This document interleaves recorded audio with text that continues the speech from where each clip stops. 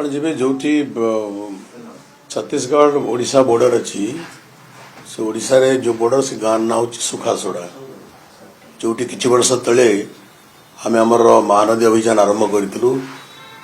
तदंतन मुख्यमंत्री आम नेता नवीन पट्टनायक भी सेटा जाइए एक अनेक वर्ष तले मुझे देखी सब बेले साढ़े जल प्लावित होकर रोला आपण एवं जाइए देखु सुखासोड़ा संपूर्ण भाव में सुखी जाइए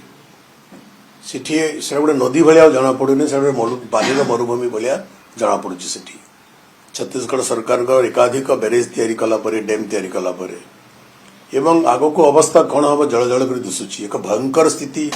उत्पन्न हवा को जाऊँगी महानदी रे ओडिशा पटरे एवं आपण देखिए धीरे धीरे हीराकुद बंधर जो जलभंडार से किपरि व्यापक भाव में क्षतिग्रस्त होची प्रभावित होची एवं एक कथा आज नुहे अनेक वर्ष आगु आम कही आसुचु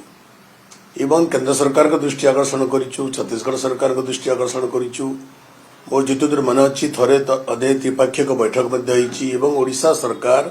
तदंतन नवीन पट्टनायक नेतृत्व में परिचालित सरकार बारंबार ए संपर्क में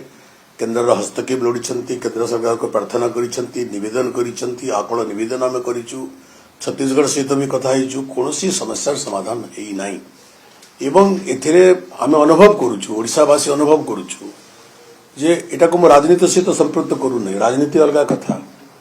ओडिशार लोके अनुभव करुछंती जे ओडिशा प्रति अन्याय करा होउछि बोलिकरी एवं आम आशा करिथिलु जे जेतेबेले आज सेतेबेले भिन्न भिन्न दलर सरकार माने थिले आज घटना चक्र रे जो तीनोटी एथिरे पार्टी अछंती पक्ष अछंती गोटे ओडिशा गोटे छत्तीसगढ़ एवं अन्यटी केंद्र सरकार से तीनोटी जगार गोटे दलर सरकार तेणु सिंगल इंजिन नुहे डबल इंजिन नुहे ट्रिपल इंजिन सरकार तेणु ओडिशावासी आशा करूँ जिते डबल इंजिन जगह ट्रिपल इंजिन हो गला से ट्रिपल बेगरे त्रिगुणित बेगरे समस्यार समाधान हम बोली किंतु ओडिशावासी निराश होती समस्यार समाधान हवा परिवर्ते ताकू आहुरी विलंबित कर प्रक्रिया आरंभ है आपड़ देखिथे गतकाली ट्रिब्यूनाल अध्यक्ष परिवर्तित हो गले बर्तमान नुआ अध्यक्ष दायित्व ने एवं नुआ अध्यक्ष दायित्व आ पांडे मूलरू गा पुणी तेणु ए प्रक्रिया आहुरी विलंबित हम एवं केबे तार समाधान हम आम जापरूँ एवं समाधान हला बेलू महानदी ओडिशा रे संपूर्ण भाव में एक मरुभूमि रे परिणत हो सारी एवं हीराकुद डैम डिफंक्ट हो सारी एवं तार दारुण एवं सांघातिक परिणति ओडिशावासी को भोगवाक पड़ो फसल पर तार प्रभाव पड़ो जलवायु पर तार प्रभाव पड़ो एवं अंडरग्राउंड वाटर उपर तार प्रभाव पड़ो जंगल उपर तार प्रभाव पड़ो समग्र उपकूल अंचल तार प्रभाव पड़ो एवं ओडिशार जलवायु प्रभावित हम ओडिशार वातावरण प्रभावित हम ओडिशार चाष प्रभावित हम ओडिशा नदी कूल महानदी कूल लक्ष लक्ष लोकंकर जीवन और जीविका प्रभावित हम मत्स्य चाष प्रभावित हम एवं ओडिशार दारुण आर्थिक सामाजिक क्षति घटव तेणु आम एवं भी नवेदन करुचु पेड़ थाऊ बंध बांधरे कुमर वर्तमान जेहेतु ट्रिपल इंजिन सरकार आसतु से तीन पक्ष बसतु एवं महानदी को ओडिशा रे बंचाइबार सकल प्रयास करंतु ओडिशा को न्याय दि जाऊ ओडिशार कोटि कोटि जनसाधारण को न्याय दि जाऊ ओडिशा प्रति आउ अधिक अन्याय करा न जाऊ एटा मोर निवेदन दीपावली बेले किछि फंपा बाणर शब्द सुना जाए मो कहया कथा हला ए जो अजथा कथा कहिबा तुमको लंबा समय धरिकी सुजोग मिलिथला महानदी विवादर समाधान करबा पई सबुठु सुस्थ समाधान रास्ता थिला जे जदि आपण माने जो सरकार आपण माने 24 वर्ष धरिकी थिले से सरकार समय रे जदि कोनोसी ना कोनोसी मते आपण केंद्र सरकारंकर पूरापूरी सहयोग थिला केंद्र सरकार मध्यस्थता करिया को राजी थिले ता सत्त्वे भी आपण माने से कथा को कले नाही आपण माने कले नाही कोन पई सेथुरो राजनैतिक रुटी सेकिवा पई 2017 मसिया पंचायत निर्वाचन पूर्वरु राजनैतिक रुटी सेकिवा पई आपण माने से कथा को कले नाही आज जदि महानदीर भाग्य कौनसी मते असुविधा को जाइए आज ट्रिब्यूनाल को अपेक्षा करछे आमे तार एकमात्र कारण होचंदी नवीन पट्टनायक निजे तेणुक सीधा सड़क भाव में मध्यस्थता को मना करिकी जो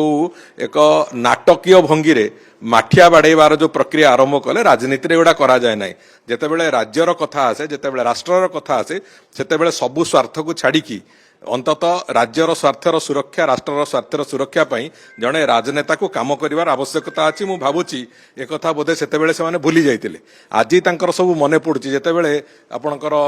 ଗତ ବିଧାନସଭାରେ ଆମର ଜଣେ ଦୁଇ ଜଣ ମାନ୍ୟବର ବିଧାୟକ କହିଲେ ଯେ ହନୁ ମଲା ବେଳେ ସତ କହୁଛି, ସେଇଭଳି ଆଜି ତାଙ୍କୁ ସବୁ ସତ କଥା ମନେ ପଡୁଛି। ତେଣୁକରି ସେ ସବୁ ଦୃଷ୍ଟିକୋଣରୁ ଯାହା ହେଇଯାଇଛି